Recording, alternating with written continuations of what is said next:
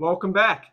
In this video, I'm going to be teaching you guys how to use an e-signing platform like Dotloop. The reason I say Dotloop is one, it's very easy to use, and two, it's free to use.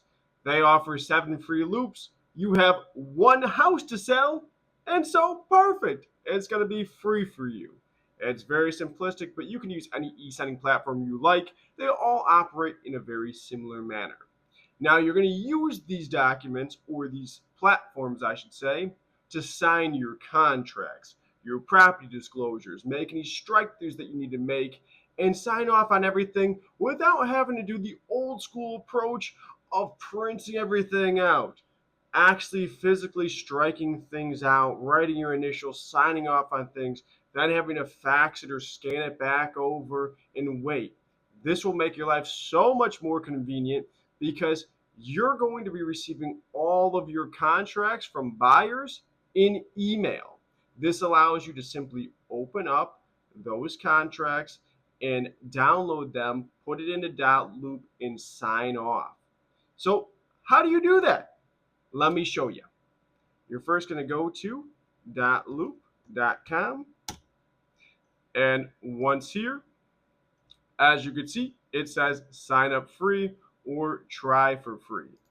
Click in here, and Zillow owns Dotloop, so because you're going to be making a Zillow account anyways, that's even more of a reason to just use Dotloop. That way you could have one sign in for both Zillow and your Dotloop. So give me a second here, I'm going to sign in. All right, so once inside, right here would be some of our loops.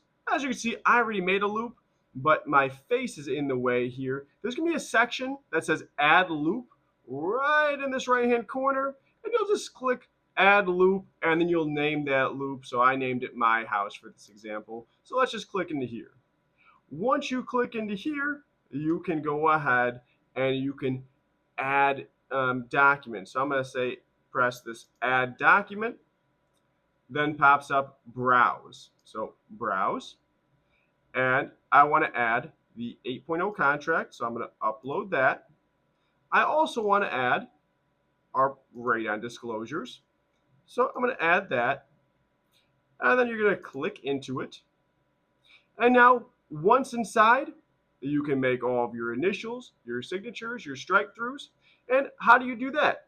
You come up here where it says add, and there's a drop down box that gives you the option to add signature, add initials, add text, date, name, checkbox, radio button, and strike through. So for initial, we're going to click here, and we just add this initial.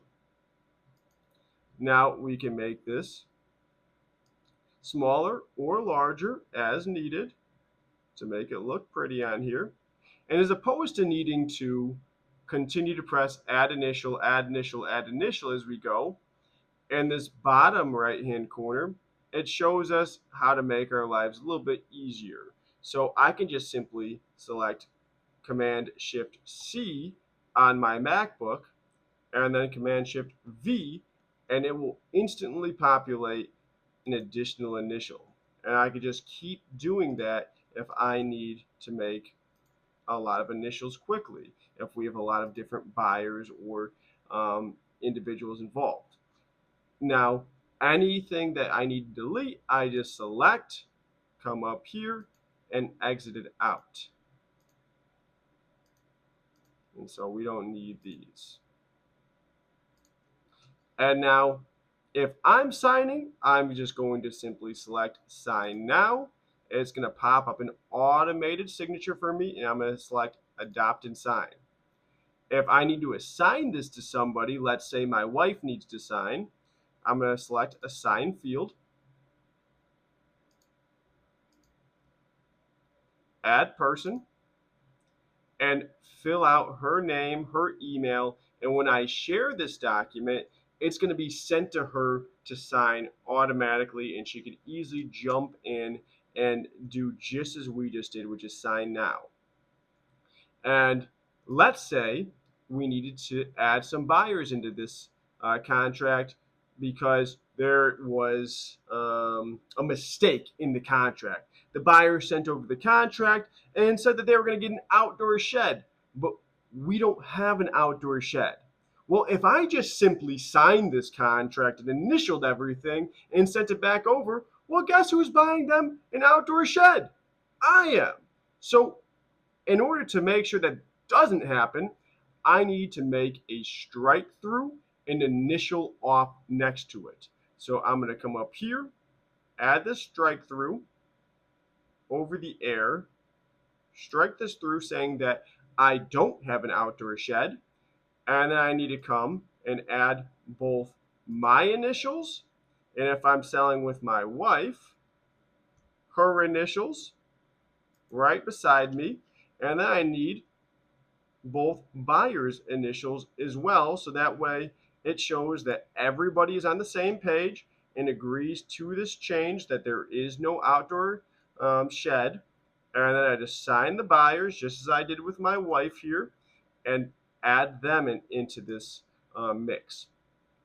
Once everything is signed and initialed and looks correct in the contract, I'm going to come up to the top and select save and share, and then it will offer me the opportunity to share it. Of course, it's not doing it right now because this is clearly not fully filled out.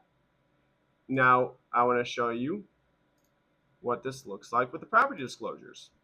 So, inside the disclosure, let's say I have no knowledge of any radon and no record showing radon. I'm going to do the same thing. Let's add these initials here. Let's make this box a little bit smaller so it looks pretty on our disclosure and fits in the box properly. There we go. I'm going to copy it,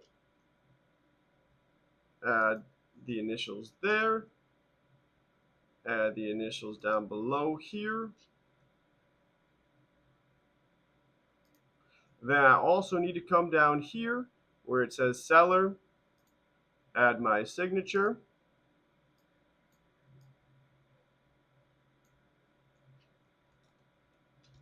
add my spouse's signature, and then I'm going to add both text for the property address. I'm going to enlarge this. And I'll do the same thing for city and state, and then I'll add the date right here. And then, of course, I'm also going to add the purchaser signature, so that way when everything is sent over, they can sign off, save and share, and it's just that easy. So when you receive the contracts, you'll jump in, you'll analyze it, and after you've agreed that this is the contract that we want to go with, you'll simply initial and sign everything or make those corrections as needed. And it's just that simple. It's the same thing for any other platform that isn't Dotloop, but I really do think that Dotloop keeps it really, really simple and user friendly. So I hope this helped, and I'll catch you on the next video, guys. Take care.